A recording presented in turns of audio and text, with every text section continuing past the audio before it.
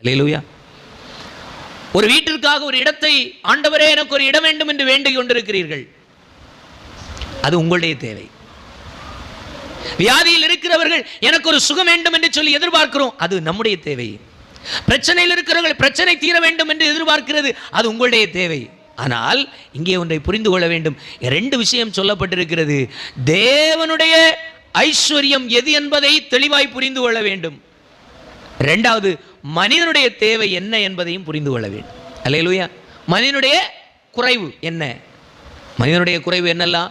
வீடு இல்லையே, சொத்து இல்லையே, பிள்ளை இல்லையே, ஸ்தோத்திரம், சமாதானம் இல்லையே, கடன் இருக்கு, கடன் பிரச்சனையில் ஒரு விடுவு காலமே இல்லையே, அவங்களுக்கு கொடுக்கணுமே, இவங்களுக்கு கொடுக்கணுமே, இதை செய்யணுமே, அதை செய்யணுமே, அப்படி என்று சொல்லுகின்ற தேவைகள் தான் மனிதனுடைய குறைவுகள். அல்லேலூயா. இந்த வசனம் என்ன சொல்லுது? குறைவுகள் எல்லாம் நிறை. அப்போ உங்களுடைய ஆசீர்வாதங்கள் குறைபடும் பொழுது அதெல்லாம் நிறைவாக்குவார். நன்மைகள் குறைபடும் போது அதெல்லாம் நிறைவாக்குவார். வியாதியில் பலகீனம் வரும்போது அதெல்லாம் நிறைவாக்குவார். இதெல்லாம் ஒரு புறம் இருந்தாலும் இதோடு கூட நாம் முடித்து விடுகிற ஒரு விஷயத்தை இந்த வசனம் சொல்லவில்லை. அல்லேலூயா. அல்லேலூயா சொல்லுங்களேன். இதை தாண்டி தேவன் சிலதை நம்ம அறிய செய்யும்படிக்கு இந்த பகல் வேளையில் விரும்புகிறார். 10வது வசனத்திலிருந்து நீங்கள் ஒரு சில வசனங்களை வாசிச்சிங்கன்னா, அதே அதிகாரம் 10வது வசனத்திலிருந்து ஒரு சில வசனங்களை வாசிக்கலாம். பவுல் சொல்லுகின்றார், பிலிப்பியர் 4வது அதிகாரம் 10, என்னை விசாரிப்பதற்கு நீங்கள் இப்பொழுது மறுபடியும் மலம் மலர்ந்தபடியினாலே கர்த்தருக்குள் நான் உங்களை குறித்து மிகவும் சந்தோஷப்பட்டேன்.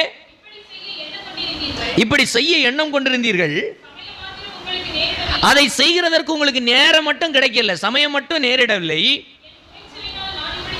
நல்ல கவனிங்க, அவர் சொல்லுகிறார், என் குறைச்சலினால் நான் இப்படி சொல்லல, நான் எந்த நிலைமையில் இருந்தாலும் மனரம்யமாயிருக்க கற்றுக்கொண்டேன். அல்லேலூயா சொல்லுங்களேன். அவன் கர்த்தருக்காக தன்னுடைய எல்லா வேலைகளையும் விட்டுட்டு, அவனுக்கு இருந்த பிசினஸ் எல்லாத்தையும் விட்டுட்டு, கிறிஸ்துவை ஏற்றுக்கொண்ட பிற்பாடாக கிறிஸ்துவை ஒவ்வொரு மூலை முடுக்குகளிலும் அறிவிக்கும்படிக்கு தன்னுடைய எல்லா திட்டங்களையும் ஒதுக்கி வைத்துவிட்டு ஆண்டவருக்காக வேதத்தை சுமந்து கொண்டு ஓடுகின்றான். ஓடுகிற வழியிலே பவுலுடைய மேன்மை என்ன? அவனுடைய வாழ்க்கை முழுவதும் குறைச்சல் தான். அல்லேலூயா. வேலையை விட்டாச்சு, வீட்டை விட்டாச்சு, ஆஸ்தியை விட்டாச்சு, அவனுக்கு இருந்த எல்லாவற்றையும் விட்டுவிட்டு, ஆண்டவரே எனக்கு மேன்மையான சொத்து என்று சொல்லி எல்லா உலக பிரகாரமான மேன்மைகள், பதவிகள் எல்லாவற்றையும், ஆசாபாசங்கள், எல்லா செல்வாக்குகள் எல்லாவற்றையும்